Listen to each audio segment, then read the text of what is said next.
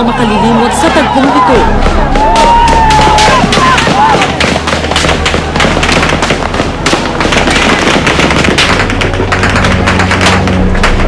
Ang dapat sana'y mapayapang dispersal sa mga nagwewelgang manggagawa ng Hacienda Luisita na uwi sa malagim na barilan.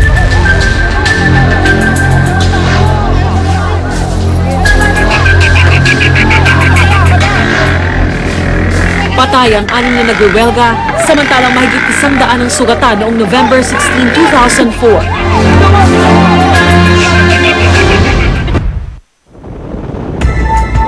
Halos 6 na taon matapos ang malagim na pangyayari.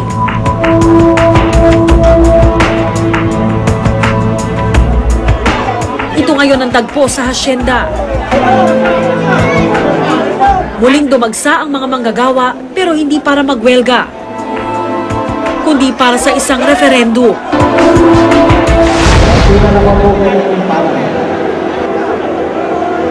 Dalawang bagay ang pinagpilian ng mga manggagawa sa botohan.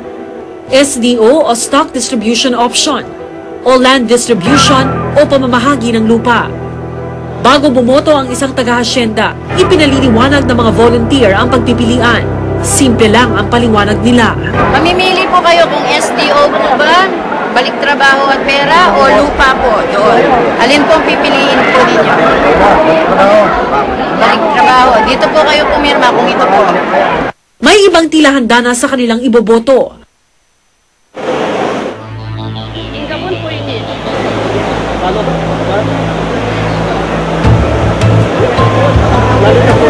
Ayaw po yung babo. Sige po. Yang kani po yung gabon, ito po yung kaya. Balik trabaho, pera. Habang meron namang nag-aalinlangan pa.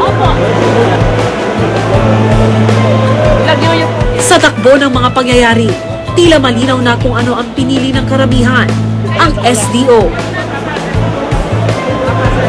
Anong ginagawa? SDO. SDO bakit? Siyempre, gusto namin yung trabaho. Lupa. Bakit SDO? Sa mahigit 50 taong pakikipaglaban ng mga magsasaka ng Hacienda Luisita, ito na kaya ang magsisilbing tuldok sa kanilang problema? Hindi lingid sa kalaman ng nakararami na kamag-anak ni Pangulong Noynoy Aquino ang pamunuan ng Hacienda Luisita Incorporated.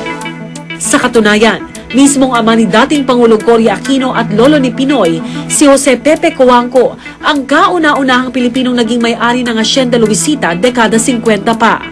Ang dating senador na si Ninoy Aquino naman, ama ni Pinoy, ang unang administrator ng Hacienda Luisita. Dati na ring issue ang SDO o Stock Distribution Option. Una itong inihain ni dating Pangulong Cory Aquino sa ilalim ng 1988 Comprehensive Agrarian Reform Program o CARP, kung saan maaaring magbigay ang may-ari ng lupa ng shares of stocks sa halip ng lupang pagtatamnan. At the time, nobody knew whether it will work or not kasi wala pang example, di ba? So, nakikita naman natin yun sa nangyari na it did not achieve the purpose. At yun was only used for the landowners to keep the land. Tinutulan ito ni Professor Christian Monsod, isa sa may akda ng 1987 Constitution.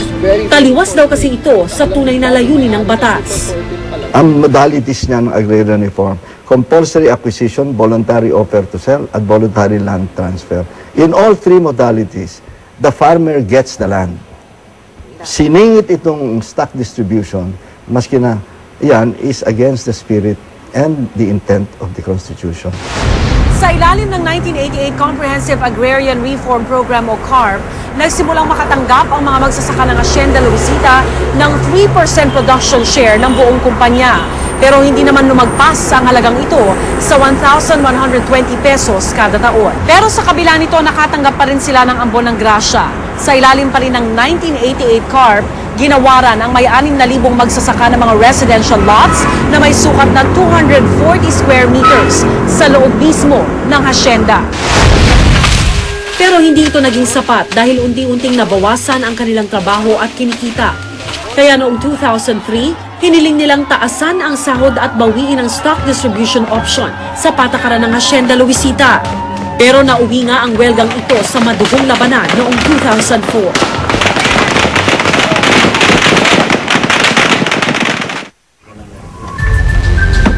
Kabilang si Florida Sibayan sa mga miyembro ng Unyon na nasugatan sa masakit. Yung sniper sa itas ng tangke, nahagipin dito ko. Parang napako lang yung bala. Hindi ko naman naramdaman na masakit. Kaso lang, nahihilo na ako sa tirgas, saka yung water cannon dahil may parang bubog yung mga kwan. Yung nga, nung kwan, nagising ako sa ospital, pakitignan nyo nasa likod ko, kakong ganyan. Ayun, nakita nandito yung baril ko.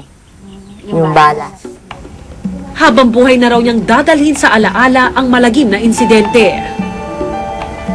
Sakit yun nangyari sa amin talaga nun. Akala namin ibibigay yung hinihiling namin trabaho sa kadagdag sweldo, ang binigay nila, bala. Para sa kanya, malaking kasinungalingan ang naganap na referendum nitong nagdaang mga araw. Sabi nila kanina, magpirma ka na. Sabi nila, bakit? Kahit lupang pipiliin mo, may pera ka raw. Ay, ayoko. Kung ganyan, sobra na puros na lang kami nabibilog ang ulo. Wala na akong tiwala, wala na talaga. Yung nangyaring ang usapan, hindi naman totoo yun. Ipapangako. Tapos napapa ako. Kaya, kung talagang gusto nilang maniwala kami, yung gawin nila, yung totoo. Maniniwala kami sa kanila. Noong 2005, isang taon matapos ang malagim na patayan, inutusan ang pamunuan ng Hacienda Luisita na gawing compulsory ang pamamahagi ng lupa sa magsasaka. Pero lumaban ang mga kuwangko at nag-file ng temporary restraining order laban sa kautusan.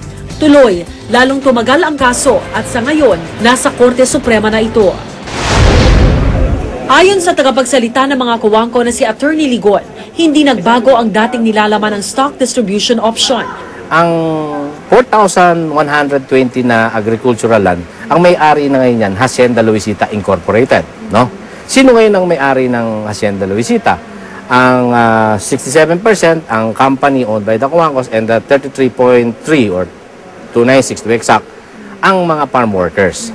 So, ito yung korporasyon, itong may-ari, yung kung magkano yung porsyento ng pag-aari ng magsasaka, yun din yung equivalent ng pag-aari mo dun sa lupang inaari ng kumpanya. Kasama sa compromise agreement ang pagbigay ng 20 million pesos na hatiin sa halos 12,000 magsasaka. Demokrasya tayo eh.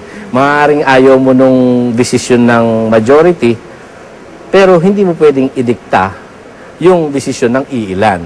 Kaya nga dito, yung nakararami yung susundin. Ang farmers were under pressure, right? They had no choice. They had their back to the wall.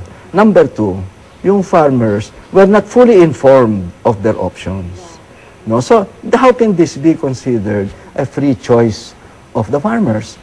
Nakita naman yung sinasabi sa kanila, o dalawa lang ang choice nyo. Tuloy yung SDO o 1,400 hectares pagpaparti-partihan ninyo. Sa gitna ng botohang naganap, tila nabuwag na ang unyon na dating magkakasama sa laban para sa lupa.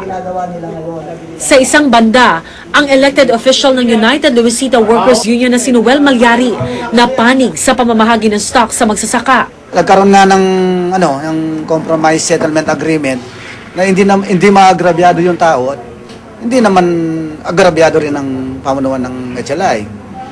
Parang kumbaga patas na at yung referendum na ililunsad na to, walang nagdikta, walang sa mga tao na sila mismo ang magde-decide kung ano talagang mapupulsuan nila. At ang appointed official ng parehong unyon na si Lito Bais, panig naman sa pamamahagi ng lupa. Sa tinagal-tagal ng TRO, na sila rin naman ang nagpatagal, sila ay humingi ng TRO, temporary na sinasabi, pero umabot na ng 5 taon. So sa tinagal-tagal nito, ngayon na magkakaroon ng oral argument na kung saan magdidesisyon na itong Supreme Court para ilip ang TRO, saka sila gumawa ng hakbangin na ganito. Kaya nasasabi kong desperado sila. Kahit sabihin natin na unconstitutional kung ang mamamayan naman ang nag-decide para sa kanila, siguro naman ang Supreme Court magiginig.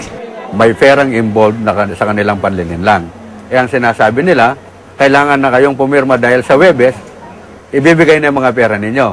Kung hindi kayo pipirma, wala kayong makukuhang pera. So, isang napakalaking panlilinlang, malinaw na malinaw. Sa kasalukuyan, umabot sa mahigit 7,000 ang bumoto sa SDO, samantalang mahigit 100 lang ang bumoto sa lupa. Gayunman, Korte Suprema pa rin ang magdedesisyon sa usaping ito. Mahaba at malubak ang daan kung ang mga isyong bumabalot sa Hacienda Luisita ang pag-uusapan. Ano man ang kahinatnan nito, sana'y mabigyan ng hustisya ang mga maliliit at walang kapangyarihan at hindi mauwi sa mabilisang solusyon lamang. Ako si Rhea Santos at ito ang nakatala sa aking Reporter's Notebook.